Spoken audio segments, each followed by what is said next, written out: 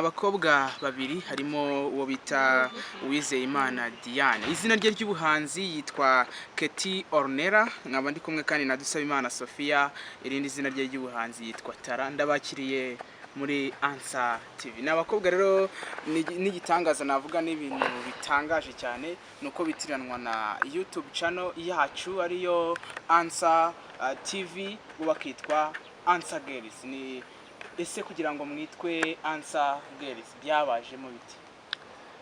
Tugitangira kujya mu buhanzi cyangwa icyo twakwita nk'umuziki, Ansa Girls, Ansa ni igisubizo. Yego, twarayikunze cyane, Ansa nyine twarayikunze tuma twahitamo twita Ansa Girls. bihuje nuko mwitiranwa na Ansa TV muri rusange.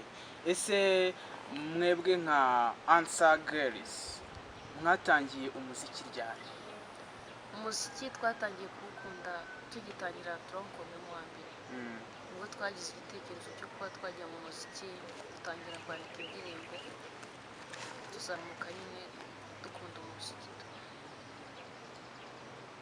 Nawe rero watubwira ese igitekerezo ninde wakizanye kugira ngo mutangire nk'abahanzi? Ni igitekerezo cyaje gite? Igitekerezo ninjye wakizanye, ariko nyine na Diane yarabikundaga cyane, tuba duhuye tubikunda twese.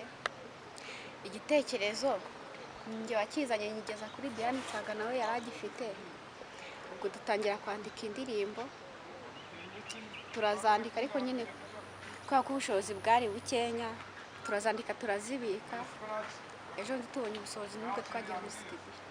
Mwari muri abanyeshuri? Ese muri urugendo rw'umuziki nyarwanda muri abanyeshuri? Yego.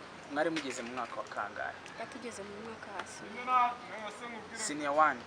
Ubivuze ngo umuziki wanyu murawukomeje, murabikunze cyane. Ese no kwiga mwarakomejanyije kugira ngo umuziki wanyu munawukomezanye? Yego. Mugikomeza ku muziki wanyu mwahise mutangira ku ndirimbo yitwa ngiki? Umuziki wacu indirimbo twatangiranye nayo tujya muri studio bahita Turakundana. Iyo ndirimbo yitwa Turakundana ni indirimbo ifite ubutumwa ki ishaka kugeza ku baturarwanda muri rusange? Turakundana nyine nuko burya icya mbere ari urukundo. Nta rukundo ruhari. Ese abo bavugaga bakundana ni abakobwa ku bakobwa, ni abahungu ku bahungu? Ni urukundo rumeze gute urwo rukundo muri kuvuga muri ino ndirimbo yawe? Abantu muri rusange. Abantu muri rusange. Ntabwo ari uvuga ngo njyewe Gerard Ngabonziza nahuye na Keti turakundana. Ni urukundo rusanzwe rwa buri muntu wese yavuga ati uyu nguyu ni umuvandimwe wanjye muri rusange. Yego. Indirimbo ya kabiri? Indirimbo ya kabiri yo yitwa Benshi. Yo ifite ikihe gisobanuro? Igisobanuro navuga ko ifite yo nakundanye na benshi. Yego. Nuvuga ngo umuntu yatangiye urugendo, uwakundanye na benshi ni umukobwa ni umuhungu? Muri rusange nyine umukobwa. Ni umukobwa, ariko ndumva njyewe uwo mukobwa yaba ari umunyamafuti cyane.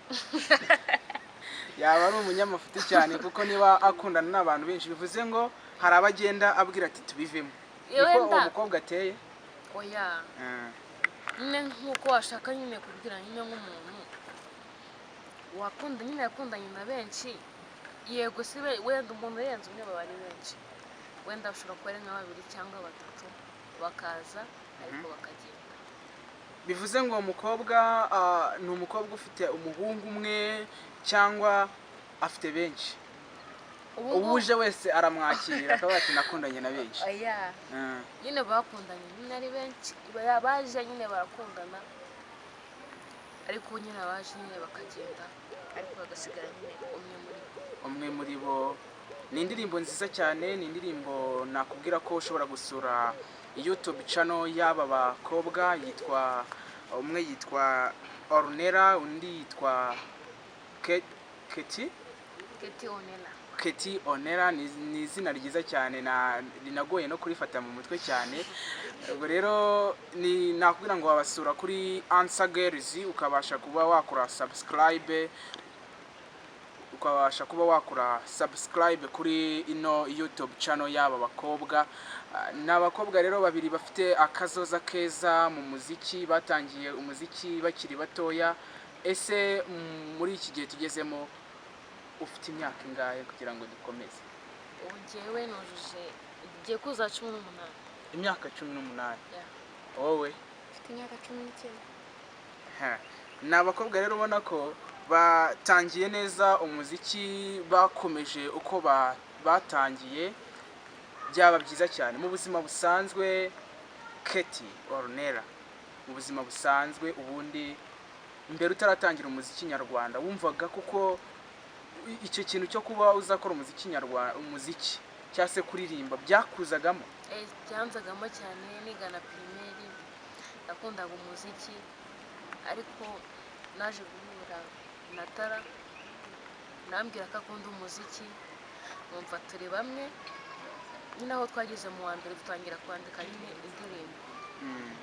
Twavuye muri toronkome tugeze nka 25, hanyuma dufatira nyine icyemezo cyo kuba twajya muri studio dusohora iriya ya mbere nyine turakunda.